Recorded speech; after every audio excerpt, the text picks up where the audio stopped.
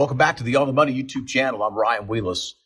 Wanted to talk for a few minutes about how much you should have saved for retirement.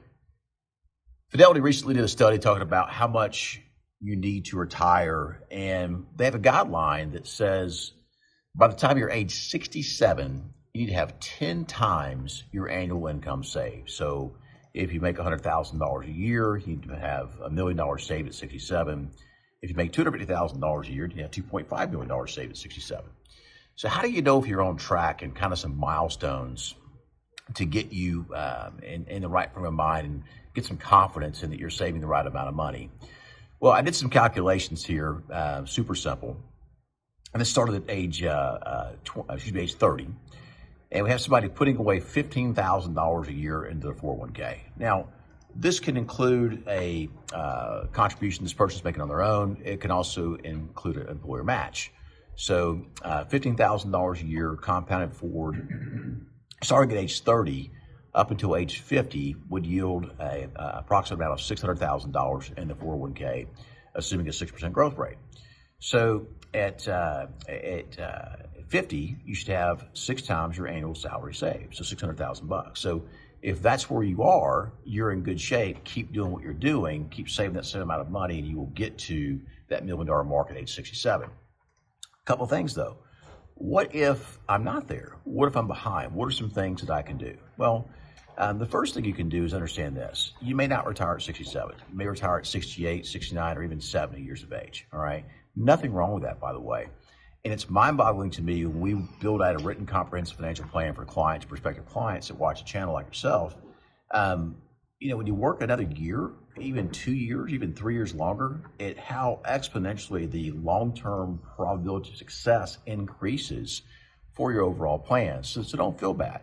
And then to the other side of that equation is you could also save more, right? You could reduce some spending in some other areas, save more. Absolutely making sure you're taking full advantage of your company match, also super important. And then the last thing is this: consider taking Social Security later, because if you take Social Security later in life, you can get a little bit more income out of Social Security and need to have less savings to produce income to generate the lifestyle you want to live in your golden years. So if you're behind the 8 ball, don't feel bad. And if you're ahead of the game, check this out. You actually may be able to retire early. But retiring early comes with its own set of circumstances that are can be very precarious. Meaning, once you retire, you're likely not able to go back in that workforce and get the same job or same level of income that you have. So if you're looking at retiring early, a good strategy is just consider maybe going back and doing some consulting work on a part-time basis, maybe working 6 months a year. All right, that's one thing. The next thing you can do is look at saving some money outside of your retirement accounts and have some money available in like a checking and savings account to draw on, because you typically can't access money in an IRA before age 59.5. However, there is a caveat to that a lot of advisors overlook. If you do retire early and you leave your money in your 401k plan with your company, you can actually take a distribution out of that 401k starting at age 55 if you retire early and take income out of the 401k and avoid a 10% penalty.